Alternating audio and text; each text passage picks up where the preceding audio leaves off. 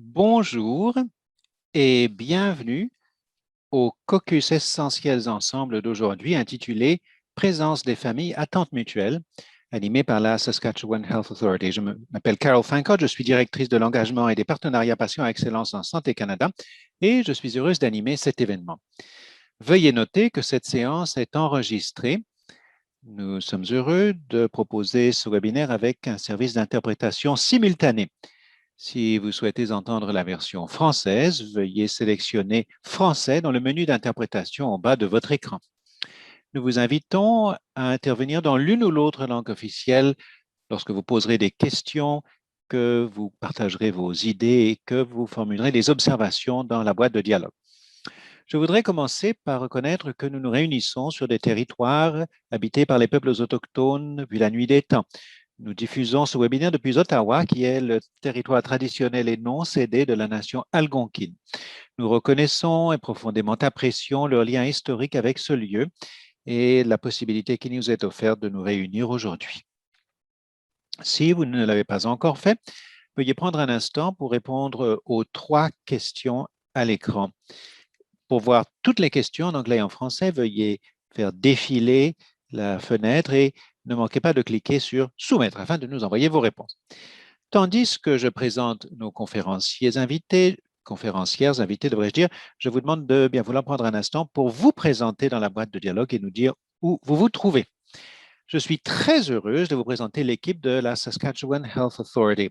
Christine Grunert est directrice des soins centrés sur le patient et la famille. Elle anime une équipe de spécialistes de soins centrés sur le patient et la famille dans toute la Saskatchewan.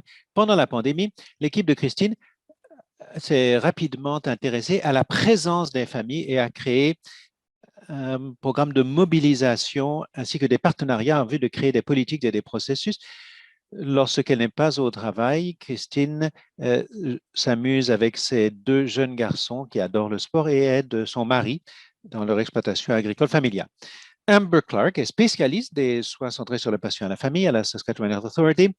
Elle a une formation en éducation des adultes et en langage simple en vue de créer des ressources pour rendre les soins centrés sur le patient et la famille accessibles et efficaces pour tous. Hors de son travail, elle adore le bricolage, le yoga et passe beaucoup de temps avec ses 3 enfants. Et Erin Kell est également spécialiste des soins centrés sur la famille à la Saskatchewan Health Authority. Elle soutient la présence des familles depuis le début de la pandémie. Elle adore la course, le kayak, le jardinage et passe beaucoup de temps avec son mari et leurs 4 enfants. Nous avons également nos productrices et nous les remercions pour assurer la gestion technique de cette émission, Gina Peck, Sheena Powell, qui font tout fonctionner en coulisses. Et je vous souhaite la bienvenue à vous tous. Et je souhaite une bienvenue particulièrement chaleureuse aux patients, résidents, à leurs familles, à leurs proches aidants et à leurs partenaires de soins essentiels. Les caucus essentiels d'ensemble sont conçus comme des espaces sécuritaires. Vous pouvez partager ce que vous apprenez au sujet du travail que vous accomplissez et ce que vous avez vécu. C'est la possibilité de dialoguer avec des personnes qui occupent différents rôles au sein des secteurs de la santé et du soin, qui apportent des points de vue, des vécus différents, mais qui tous s'intéressent avant tout à souhaiter la bienvenue aux aidants naturels en tant que partenaires de soins essentiels. Quelques mots sur Excellence en Santé Canada. Il s'agit de l'organisme nouvellement fusionné qui réunit la Fondation canadienne pour l'amélioration des services de santé et l'Institut canadien pour la sécurité des patients avec pour objectif d'améliorer les soins de santé avec et pour tous au Canada. Aujourd'hui, je vais rapidement survoler le programme Essentiels ensemble. Ensuite, vous apprendrez comment la Saskatchewan Health Authority utilise les équipes de soutien sur la présence des familles pour faciliter la réintégration sécuritaire des partenaires de soins essentiels dans les établissements. Et comme toujours, surtout, ces caucus vous donneront à tous la possibilité de parler de ce qui se passe un peu partout au Canada et d'apprendre au contact les uns des autres.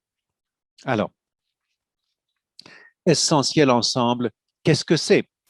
Essentiel Ensemble est un programme qui a été mis sur pied en réponse à ce qui se passe pendant la pandémie de COVID-19 et dont la portée dépasse de loin celle de la pandémie. Il s'agit de favoriser la réintégration des partenaires de soins essentiels dans les établissements de santé et les milieux de soins. Ce programme comporte 3 groupes cibles: les personnes qui élaborent les politiques, les personnes qui appliquent les politiques et les personnes qui sont visées par les politiques. Le but de ces caucus pan-canadiens consiste à nous concentrer sur les actions visant à appliquer les politiques. Nous utilisons le terme de partenaire de soins essentiels, mais nous savons que différents termes sont utilisés dans différentes régions du Canada. Alors, comment pouvons-nous réintégrer en toute sécurité les partenaires de soins essentiels? L'été dernier, nous avons accueilli un laboratoire des politiques qui a réuni toute une gamme de parties prenantes, responsables de l'élaboration des politiques, leaders en santé, administrateurs, patients, aidants,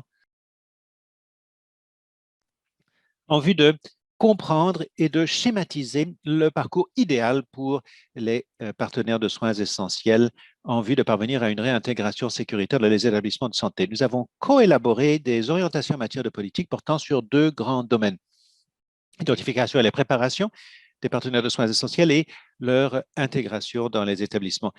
Ces éléments comportent ces orientations comportent 7 éléments et aujourd'hui, nous allons nous concentrer sur les éléments: établir les attentes mutuelles relatives aux responsabilités,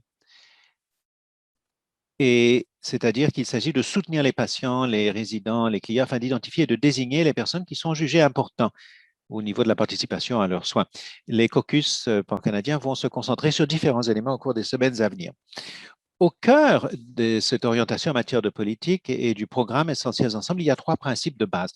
D'abord, la capacité de distinguer les visiteurs des proches aidants, qui sont des partenaires de soins essentiels, reconnaître la valeur des proches aidants comme partenaires de soins essentiels et veiller à ce que les patients, les familles et les proches aidants participent à l'élaboration des politiques sur les visiteurs et les partenaires de soins essentiels.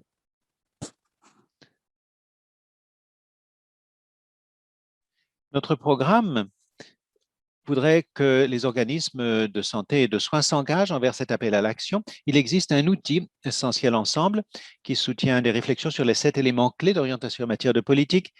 Nous avons des modules d'apprentissage en ligne pour chaque élément avec des ressources et des outils sélectionnés.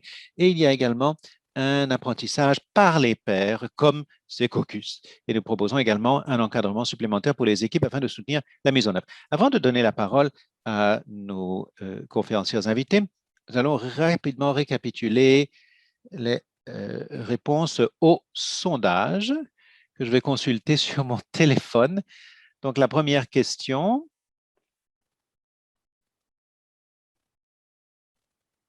Attendez. Je ne sais pas si nous avons encore les résultats du sondage. Alors, il y a des représentants de tous les milieux qui sont énumérés. Quant au processus, en vue d'assurer une coordination, c'est en cours. Et la dernière question était: le processus est encore une fois en cours. Alors, je vais à présent donner la parole à Kristen qui va inaugurer son exposé. Et encore une fois, utilisez la boîte de dialogue pour partager vos réflexions, vos commentaires, vos questions auxquelles nous viendrons après la présentation. Merci beaucoup et à vous, Kristen. Merci beaucoup et bonjour tout le monde. Ça me fait toujours plaisir de travailler en partenariat avec Excellence en Santé Canada. Nous sommes très heureux de représenter aujourd'hui la Saskatchewan Health Authority. Je vais commenter nos diapositives et notre présentation, mais il s'agit d'une présentation d'équipe. Je ne peux même pas commencer à insister suffisamment sur ce point. Et d'ailleurs, ce ne sont pas seulement nous 3 qui ont fait parvenir la Saskatchewan Health Authority au point où elle en est en matière de présence des familles. Alors, donc, quelques éléments de contexte. Si vous ne savez pas qui nous sommes, notre organisation est très de récente création. Nous datons de décembre 2017. nous résultons de la fusion de 12 régions de santé et nous représentons une organisation unique qui collabore étroitement avec le gouvernement de la Saskatchewan, 3S Health, la Saskatchewan Cancer Agency, eHealth et le Conseil sur la qualité des soins de santé. Et nous sommes très heureuses de représenter aujourd'hui le portefeuille de l'expérience client des patients de la SHA. Notre portefeuille, vous voyez la petite infographie, nous avons 3 portefeuilles différents dans le cadre de l'expérience client. Mon équipe, à laquelle Amber et Erin appartiennent, est celle des soins centrés sur les patients et la famille. Nous avons l'équipe de soutien et de développement des programmes et l'équipe d'agrément. Il s'agit d'une équipe qui est donc très complète. Alors, je tenais à insister sur cette diapositive. Si vous travaillez en Saskatchewan, vous l'avez sans doute déjà vu. Mais comme je vous l'ai dit, notre organisme a fusionné en décembre 2017. Regardez le graphique sur la droite, nos valeurs, notre mission. Vous voyez qu'au centre de ce cercle, on trouve les soins centrés sur le patient et la famille. Il s'agit d'un travail qui date de 2017. Je crois fermement que je crois vraiment qu'il s'agit d'une réussite. Je vais parler de l'aspect d'intégration, mais le fait de placer les soins centrés sur les patients et la famille au cœur de la philosophie de soins de la SHA a vraiment confirmé que nous travaillons en partenariat avec les patients, les proches et les résidents. Je vous laisse signaler ce fait.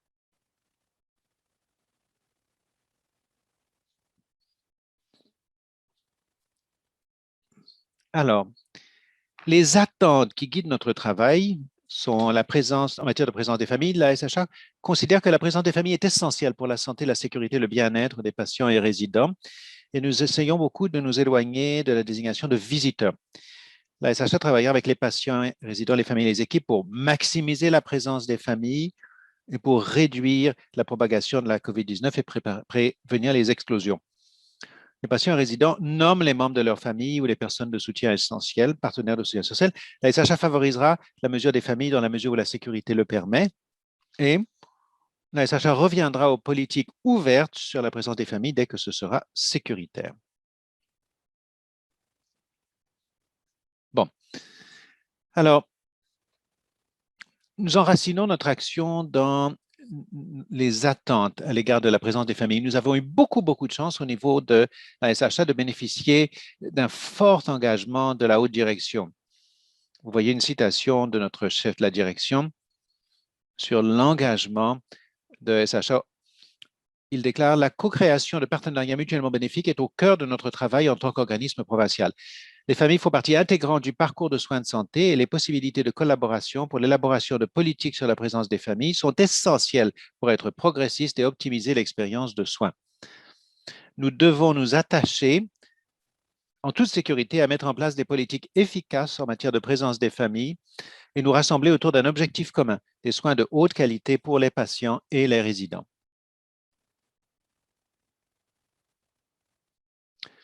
Alors, comment nous sommes-nous structurés? Nous disposons de 3 groupes qui accomplissent notre travail en matière de présence des familles. Tout d'abord, notre groupe d'experts sur la présence des familles. Ce groupe a été créé il y a plus d'1 an, au début du printemps 2020, mars-avril, quand la présence des familles était essentiellement en fin de vie. Nous savions que nous avions du travail à faire. Nous savions qu'il y avait une différence entre les partenaires de soutien essentiels et les visiteurs. Donc, au niveau de la SHA, nous avons réuni un groupe d'experts au sein duquel sont représentés de nombreux chefs de service, les membres de la haute direction, le médecin hygiéniste, un éthicien, des proches partenaires, et nous avons des membres ponctuels de l'Université de la Saskatchewan. Ce groupe d'experts a reçu pour responsabilité de créer des politiques. Il nous a aidés à élaborer des politiques et aussi nous a aidés à formuler des recommandations au gouvernement de la Saskatchewan sur les changements à apporter aux arrêtés de santé publique. selon nos suggestions ou nos demandes en vue de soutenir au maximum la présence des familles. Ce groupe d'experts est toujours très actif. Il se réunit cet après-midi d'ailleurs, tandis que nous continuons de progresser en matière de présence des familles. Il y a une autre équipe, c'est l'équipe de soutien sur la présence des familles. Cette équipe est composée d'un médecin hygiéniste. Nous avons une personne responsable des relations avec la prévention des métis, la prévention et le contrôle des infections est représentée, le service d'éthique, l'expérience client des patients également et approche partenaire. Et ce groupe offre un soutien direct par courriel ou téléphone aux gestionnaires et dirigeants qui ont des questions sur l'interprétation et l'opérationnalisation de politiques en ce qui concerne la présence des familles. Il y a un autre travail de l'équipe de soutien. Nous agissons à titre de comité d'appel dans les cas où un problème touchant la présence des familles ne peut pas être résolu par les processus de la SHA déjà en place pour la prise en charge des préoccupations des patients. Cette équipe de soutien est sans doute l'une de nos plus grandes réussites tout au long de notre travail en matière de présence des familles.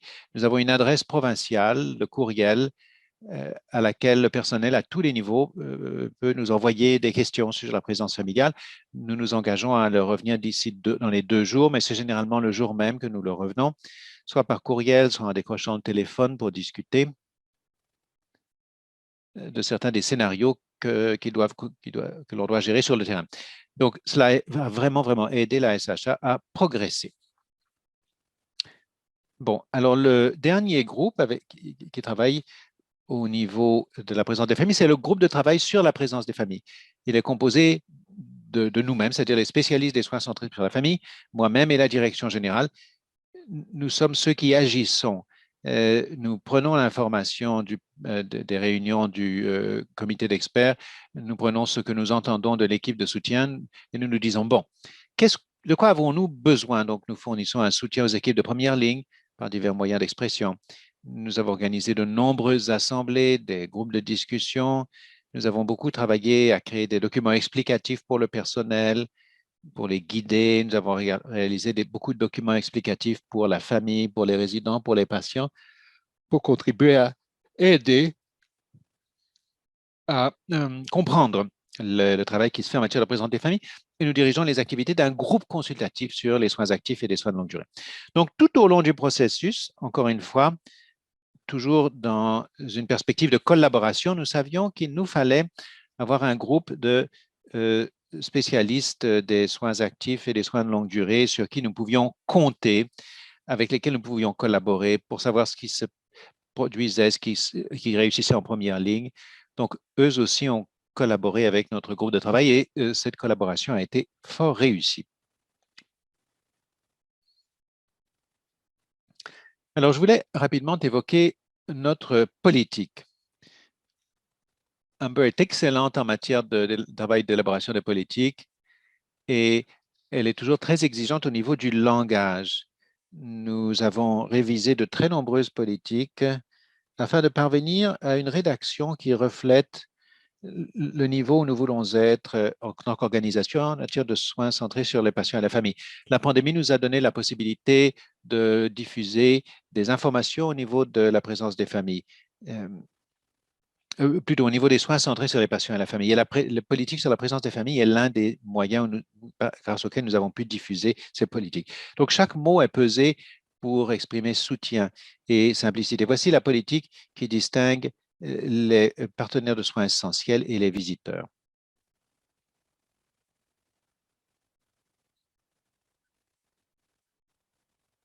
Alors, bon, je sais que c'est écrit tout petit, mais nous avons une fiche qui explique où nous en sommes en Saskatchewan avec la présence des familles.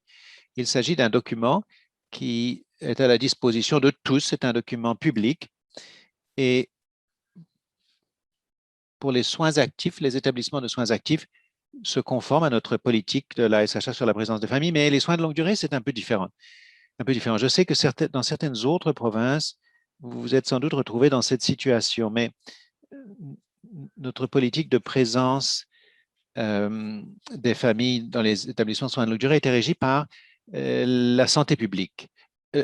Alors, donc, les établissements de soins actifs se conformaient à notre politique sur la présence des familles de la SHA. Les établissements de soins de longue durée se conformaient aux ordonnances prises par les services de santé publique.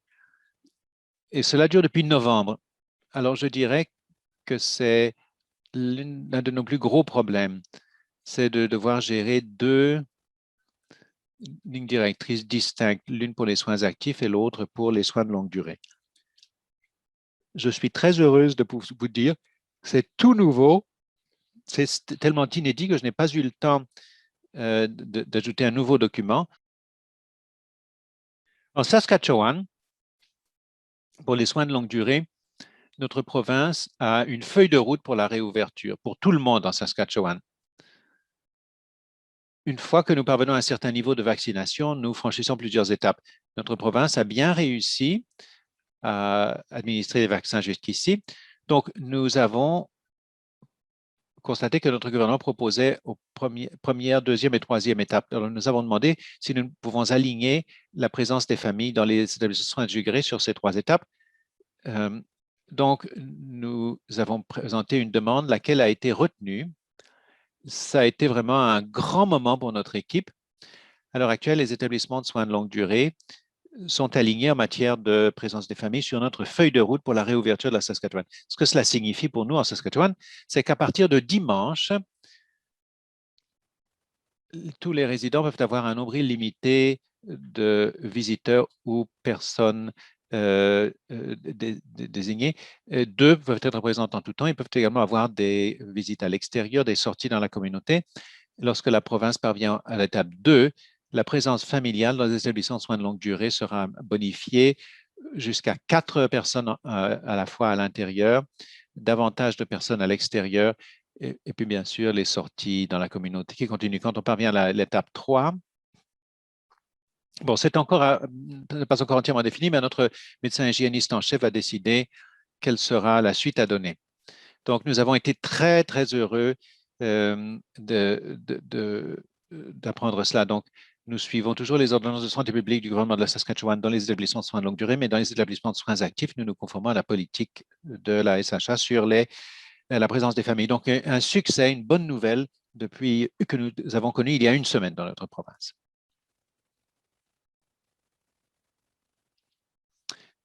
Alors, il y a un élément sur lequel nous nous concentrons, c'est la présence des familles sécuritaires.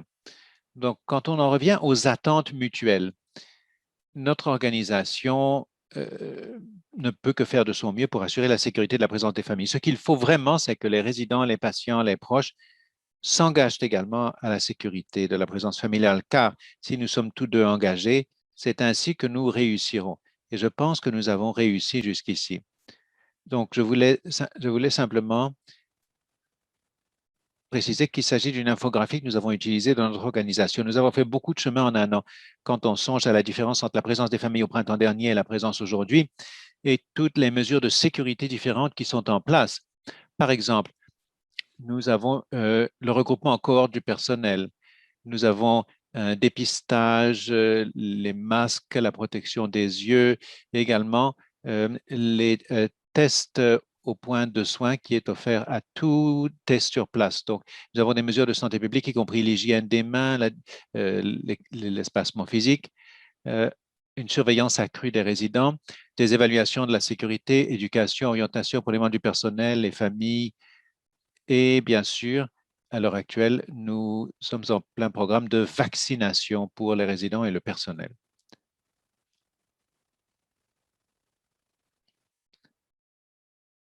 Alors, quelques mots de plus sur la présence sécuritaire des familles. Nous mettons en œuvre une campagne qui nous emballe vraiment. Euh,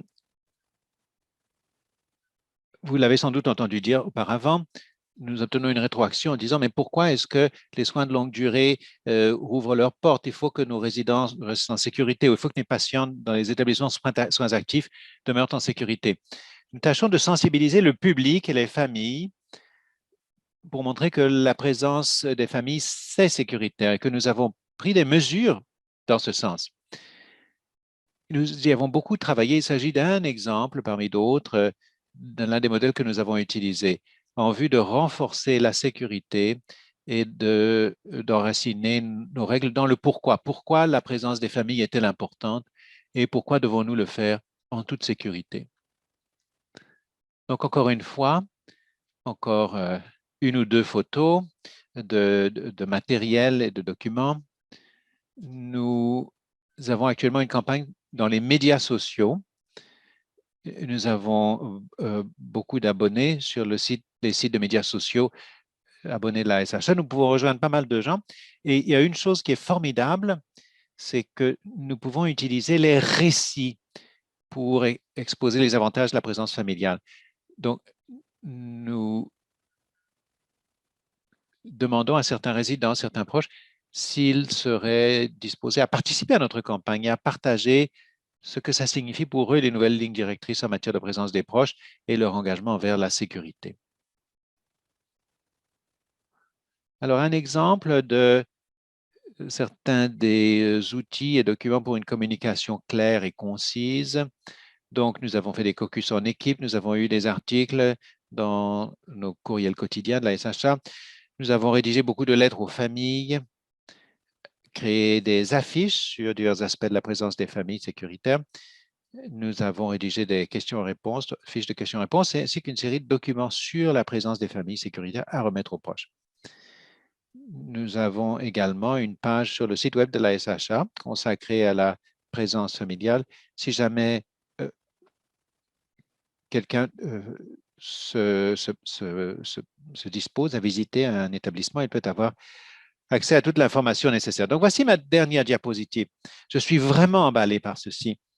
Et ça, c'est également tout nouveau pour l'avenir de la présence des familles et des soins centrés sur les patients et la famille. Donc, en supposant que notre organisation est axée sur la philosophie de soins que représentent les soins centrés sur le patient et la famille. Donc, la présence des familles et les soins centrés sur les patients et la famille sont intégrés dans notre plan stratégique 2020-2021. Donc, un ou deux énoncés d'action m'ont paru dignes d'être soulignés. Voici le travail qui se fera d'ici un an. Donc, nous réitérons notre engagement pour les soins centrés sur le patient et la famille et on en discute dans l'introduction de la section sur les soins intégrés centrés sur la personne, en plus de reconnaître les patients, les résidents, les membres de la famille comme des membres essentiels de l'équipe de soins. Un autre élément, la SHA cherche à mieux comprendre et à reconnaître les conséquences involontaires de la pandémie de COVID-19 sur les patients, les résidents, les membres de la famille, les communautés, les prestataires de soins, le personnel et les médecins, tout en reconnaissant la validité des émotions de chacun et faire de la confiance la pierre angulaire des partenariats visant la relance du système. Ensuite, collaborer avec les résidents, les membres de la famille, les prestataires de soins, le personnel et les médecins pour mieux comprendre les répercussions de la pandémie de COVID-19 afin d'orienter et d'exécuter un plan de relance du système en soins de continu. Et puis enfin, conformément à la politique sur la présence des familles et aux arrêtés de santé publique, les membres de la famille essentielle jouent un rôle de partenaire dans l'équipe de soins. Les membres de la famille et les visiteurs sont accueillis et vus comme des sources de soutien importantes pour les patients, les résidents et le personnel.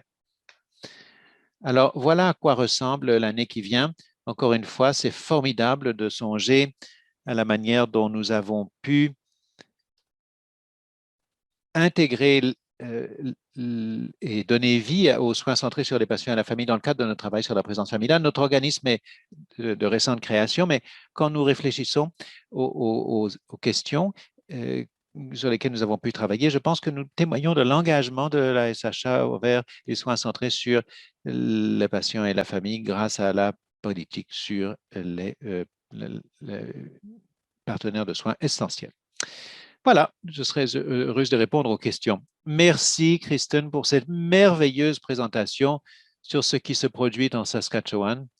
J'ai beaucoup apprécié que vous ayez conclu en envisageant l'avenir, votre engagement vers l'avenir et ce que nous lisons, les leçons que nous tirons depuis un an, de ce qui s'est passé depuis un an et demi.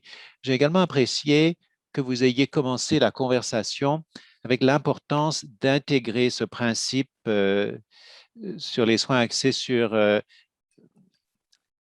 et que c'était vraiment une base pour vous. Alors donc, merci. Je vais passer à la boîte de dialogue. Il y a des questions qui venaient de nos amis en Alberta. Alors, une question au sujet des cycles d'accréditation. Est-ce que vous avez eu des cycles d'accréditation depuis la mise en œuvre de votre approche de présence familiale? Et si oui, comment cela s'est-il déroulé? Euh, et avez-vous des paroles de sagesse à partager? Alors, excellente question. Je ne suis pas experte en accréditation. Nous avons eu une petite enquête sur l'accréditation l'an dernier, mais rien en particulier au sujet de la présence des familles. Cela aurait été, qui se serait fait dans le cadre du cycle d'agrément. Je voudrais avoir plus d'informations à partager, mais je pourrais sans doute faire un suivi par la suite par le courriel.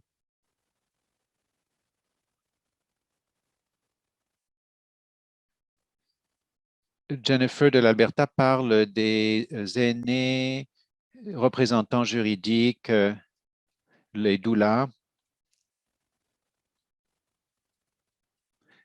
qui ne sont pas des fournisseurs de services personnels.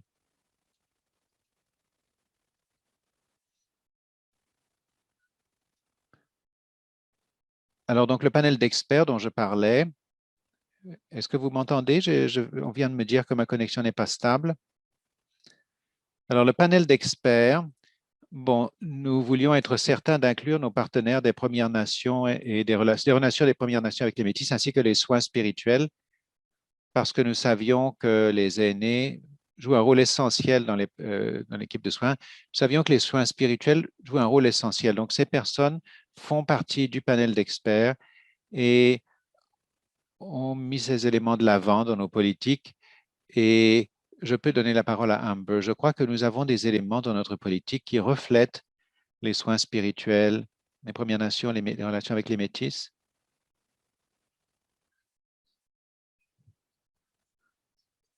Je n'ai pas examiné cette section, mais il y a des dispositions. Il s'agit de regarder, nous voudrions répondre aux besoins individuels. Donc, s'il y a des questions en première ligne, avec ce qui se passe dans cet endroit, c'est pourquoi notre équipe de soutien peut aider à assurer qu'on le fait en sécurité. Mais c'est un élément important pour répondre à ces besoins.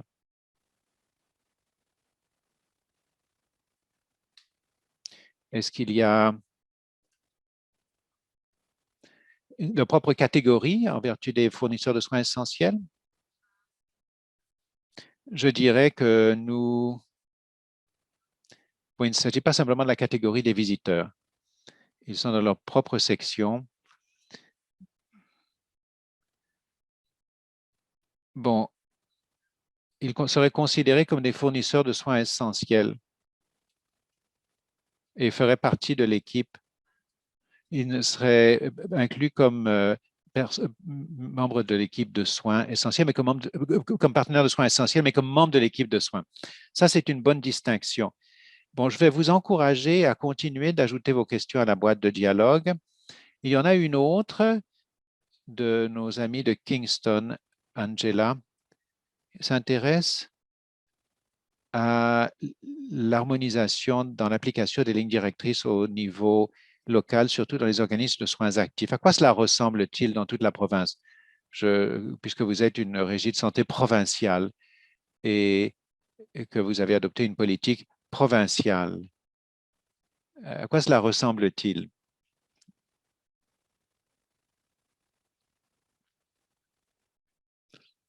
Ben, je peux commencer. Erin pourra sans doute conclure parce qu'elle anime nos équipes de soutien. Donc, elle part toute la journée avec nos personnes de soutien, mais je dirais que l'uniformité dans la mise en œuvre était de loin l'un de nos plus gros défis. Encore une fois, comme vous l'avez dit, nous sommes un organisme très vaste qui recoupe l'ensemble de la province. Juste nos gens, les personnes que nous servons et les personnes avec lesquelles nous travaillons, c'est différent dans la province. Tout le monde a des besoins différents. nous avions 12 régions plus petites et nous sommes devenus une organisation unique. Nous avons 2 grands sites urbains, Saskatchewan, Regina et Saskatoon, et puis nous avons toute une série de petits sites ruraux. Donc, je dirais que les sites ruraux dans la province fonctionnent de façon semblable, avec les mêmes défis au niveau de la mise en œuvre, mais les soins actifs, c'est différent. Pardon, en milieu urbain, c'était beaucoup plus complexe que dans les petits sites ruraux. Donc, nous avons eu certains membres de notre équipe travailler en étroite collaboration avec nos centres urbains dans les soins actifs en matière de présence des familles en particulier. Donc, la mise en œuvre était difficile, certains défis dans les plus grands, les sites de soins aigus plus grands. Il y a un autre élément qui a contribué à cela, c'était que nos centres urbains ont vu beaucoup plus de cas de COVID. L'épidémiologie au niveau local était souvent plus élevée dans ces sites et bien sûr, davantage de personnes. Alors ça, c'était quelques-uns des éléments qui nous ont posé problème. Et encore une fois, nous avions des soutiens dédiés. Et est-ce que vous avez quelque chose à ajouter? Il y a une chose à laquelle on a travaillé très fort, c'est l'uniformité dans l'ensemble de la province, surtout les soins de longue durée par l'intermédiaire d'assemblées. Nous avons travaillé très fort, nous avons organisé de petites assemblées dans toute la province pour favoriser l'uniformité. Et nous avons fait beaucoup de chemin, c'est certain, au niveau des soins de longue durée et des soins actifs. Merci, Erin, pour cet ajout. Pour clarifier, quand vous avez fait des assemblées, c'était à l'intention de quel public? Eh bien, nous avons demandé aux directions d'inviter des gestionnaires et souvent, c'était des personnels de première ligne. Parfois, les gestionnaires éprouvaient des difficultés dans la mise en œuvre de la présence familiale dans leurs établissements. Donc, ils nous demandaient d'organiser une petite assemblée avec juste leur équipe dans leur établissement. Il y avait une diversité. Et puis, nous avons organisé des assemblées avec les coordonnateurs de la qualité des soins qui faisaient l'objet de remontées de la part des patients et des familles afin que ceux-ci puissent comprendre euh, la signification des lignes directrices et ordonnances de santé publique. Merci pour cet éclaircissement. Je remarque dans la boîte de dialogue, je songe aux nombreuses ressources que vous avez mises au point qui vous sont demandées. S'il y a des documents publics disponibles publiquement, nous serions heureux de les partager par l'intermédiaire du site Essentiels Ensemble. Une autre question porte sur l'inclusion des familles dans les documents de droits et responsabilités des patients.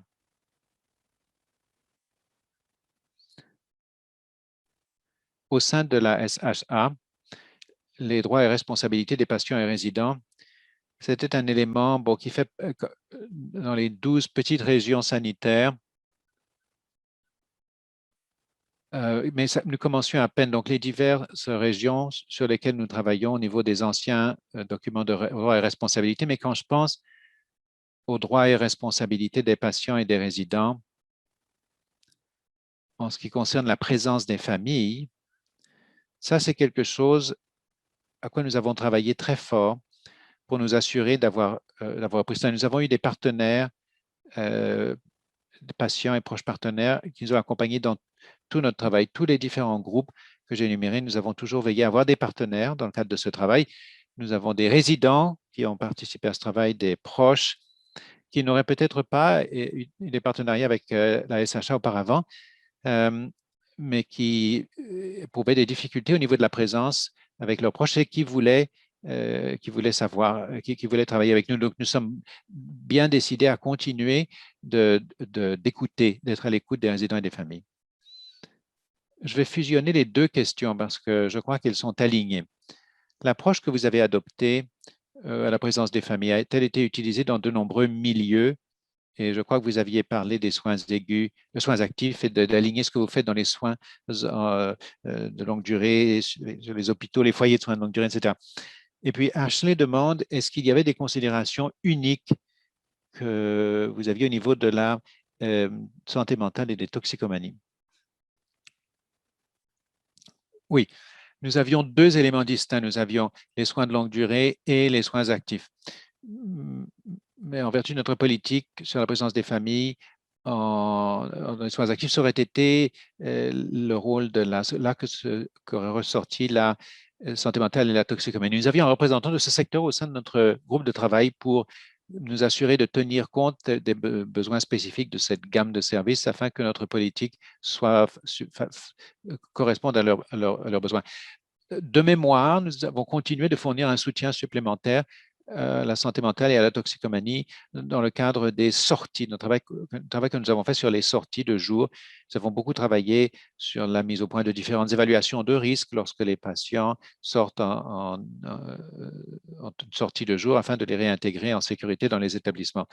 Encore une fois, c'est notre lien dans le cadre de notre groupe d'experts à cette gamme de services. Je crois que nous avons le temps de poser une question de plus qui porte sur la sécurité. Les structures de sécurité au-delà de la COVID.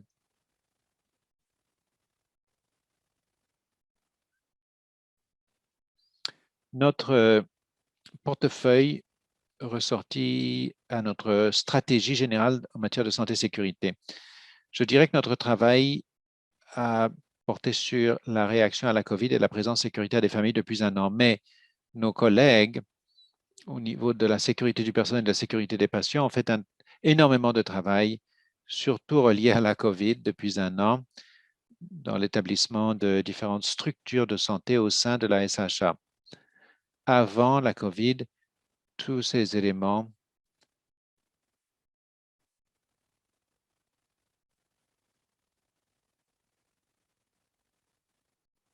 Je vais poser une dernière question.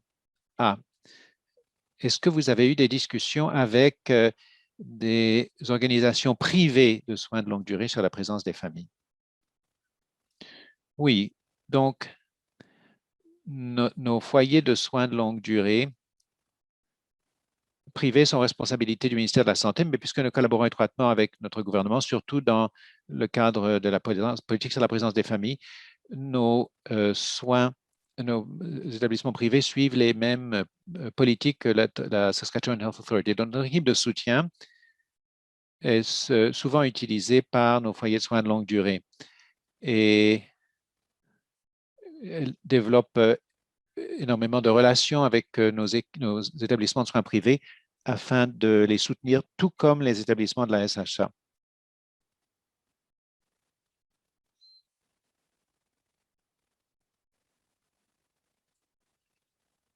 Nous tâchons de nous aligner sur tout ce qui se fait dans les établissements de la SHA.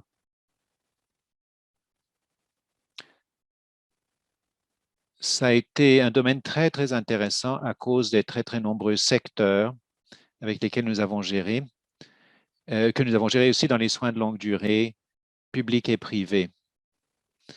Mais je crois que ce que vous avez évoqué, ce que vous avez démontré en Saskatchewan, c'est l'approche multiple que vous avez adoptée en vue d'assurer la présence des familles, la présence des partenaires de soins essentiels tout au long de cette période. Et encore une fois, j'ai beaucoup aimé l'orientation future que vous avez adoptée en songeant à la manière dont nous pouvons tous prendre cet engagement en vue de l'avenir, afin que ce qui s'est passé dans les premiers jours de la pandémie ne se reproduise jamais. Je voulais signaler que votre campagne également est passionnante, donc j'aimerais beaucoup, beaucoup en savoir davantage sur ce point, sur l'importance de la sensibilisation. Alors, je remarque que l'heure passe et je voulais remercier très chaleureusement notre équipe de la Saskatchewan pour Christine, Amber et Erin pour une discussion fantastique. Merci à vous, notre auditoire. Nous espérons que cette séance vous a paru informative. Au mois de juin, nous avons 2 caucus. Le premier sur l'identification des proches aidants pour favoriser l'intégration des partenaires de soins essentiels, et puis sur la formation du personnel pour soutenir le personnel dans la réintégration des partenaires de soins essentiels. Nous allons annoncer de nouvelles dates pour l'automne 2021 prochainement. Et si vous vous intéressez à partager ou revoir ces caucus, ils sont disponibles sur notre site web 2 jours après. On peut visionner l'enregistrement et nous vous annoncerons également d'autres caucus et d'autres conférences qui pourraient vous intéresser au niveau des équipes de soins de longue durée, y compris un caucus sur la prévention et la lutte contre les infections, et puis des discussions sur la réduction des méfaits de la vaccination au mois de juin. Et envisagez de vous inscrire au bulletin Essentiel Ensemble. Il y aura des possibilités d'encadrement et d'apprentissage auprès des pairs. Nous allons bientôt lancer un canal Yammer pour Essentiels Ensemble et vous recevrez un complément d'information sur ce point bientôt. Alors, merci à nos conférencières. Nous sommes à votre disposition par courriel, sur nos pages web et encore une fois, nous vous invitons à vous inscrire à notre bulletin pour que vous en sachiez davantage sur ce qui se passe à ESC. Encore une fois, un grand merci pour vous, Christine, Amber, Erin, pour votre excellente présentation aujourd'hui. Merci au personnel de HEC et aux interprètes qui permettent à ces ateliers d'avoir lieu en coulisses. Et merci bien sûr à vous, notre auditoire. Voici qui conclut notre webinaire. Je vous souhaite une bonne continuation.